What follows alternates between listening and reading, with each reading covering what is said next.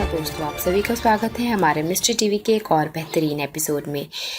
आज मैं आपके लिए लेके आई हूँ एक बहुत ही रोचक एपिसोड। आज हम बात करेंगे हिंदुओं के लिए 786 और मुसलमानों के लिए ओम क्या है। क्या ये इन दोनों की धर्मों में पवित्र माने जाते हैं और क्यों? आखिर इन दोनों का आपस में रिलेशन क्या है? चलिए आइए शुरू करते हैं। जैसा कि हम सब जानते हैं, मजहब नहीं सिखाता आपस में बैर रखना, लेकिन ये तो हम लोग ही हैं जो धर्म और मजहब के नाम पर आपस में लड़ते रहते हैं। लेकिन जिसने गीता पढ़ी है और जिसे कुरान के बारे में भी मालूम है, उसे दिवाली में भी अली और रमजान में भी राम नजर आते हैं। आज हम आपको बताते हैं कि हिंदू के लिए सबसे पवित्र शब्द ओम और मुसलमानों के लिए सबसे पाक नंबर 786 यानी 786 में क्या अटूट और अनोखा संबंध है। अगर आप भी इस पर गौर फरमाएंगे तो आज के बाद आपके लिए अल्लाह, भगवान सब बराबर हो जाएंगे। पहले जानते हैं कि हिंदुओं के पावन शब्द ओम का क्या महत्व है।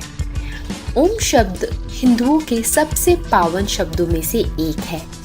कहते हैं कि इसको एक बार मन से कहने मात्र से ही सारे दुखों का विनाश हो जाता है, मन पवित्र और शांत हो जाता है।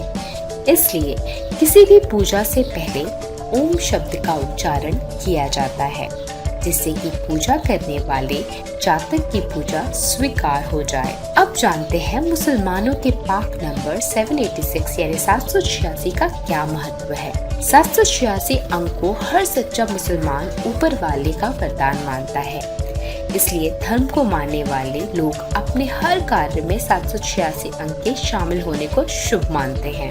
आइए स्लाइडों के जरिए जानते हैं कि ओम और 786 का अनोखा संबंध क्या है। भगवान श्री कृष्ण, जिन्हें हम सब जानते हैं, और हिंदू में इनका एक अपना ही स्थान है। भगवान श्री कृष्ण को बांसुरी वाला कहा जाता है क्योंकि वो बांसुरी बजाते थे। लेकिन क्या आप जानते हैं कि भगवान श्री कृष्ण 7 छिद्रों से 7 स्वरों के साथ हाथों की 3-3 उंगलियों से 6 उंगलियों से बांसुरी बजाकर लोगों को अपना मुरीद बना देते थे। भगवान देवकी और वासुदेव के कृष्ण भगवान 8वीं संतान थे, इसीलिए हुआ ना ये 786 नंबर। यहाँ पे 7 दर्शाता है 7 सुरों को, 8 कृष्ण भगवान 8वें संतान हैं और 6 उनकी 6 उंगलियां जिससे वो बांसुरी बजाया करते थे। इसलिए हिंदुओं के लिए भी ये नंबर काफी पावन है। दोनों एक ही रूप है। प्रसिद्ध शोधकर्ता रफेल पताई ने अपनी पुस्तक द जिविन्स माइंड में लिखा है कि अगर आप 786 नंबर की आकृति पर गौर करेंगे तो ये बिल्कुल संस्कृत में लिखी हुई ओम दिखाई देंगे, जिसको परखने के लिए आप 786 को हिंदी की गिनती में यानी 786 लिखिए, उत्तर आपको खुद ब खुद मिल जाएगा। दोनों ही शांति के दूत हैं। ओम शब्द का वैज्ञानिक कारण भी है। कहते हैं इसे लंबी सांस खींचकर सुबह सुबह बोलने से इंसान के अंदर स्वस्थ हवा का संचार होता है और वो हेल्दी रहता है।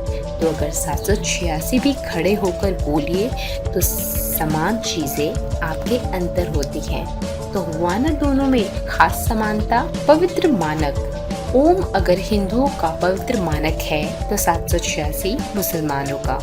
दोनों ही धर्म के लोग इन दोनों चीजों से समझौता नहीं करेंगे। दोनों का मतलब एक ही है।